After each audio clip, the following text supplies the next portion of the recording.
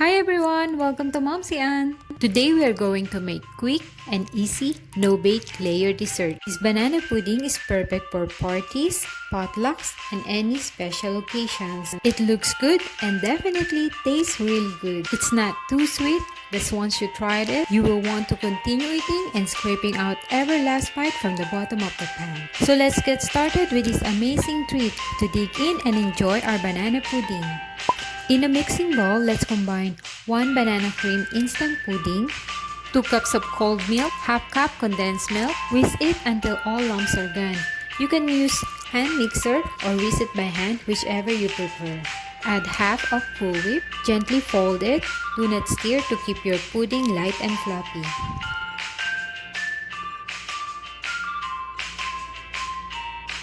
Once everything is all combined, let's set aside. I use 3 bananas, slice it. Dab a little lemon juice to prolong the browning of bananas and to keep them fresh on our dessert. Layer vanilla wafers and banana at the bottom of the pan. Pour the pudding mixture.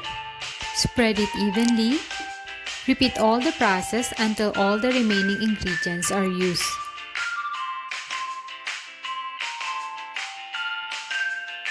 I use whipped cream to decorate the top, and I crush vanilla wafers. And here's your delicious banana pudding.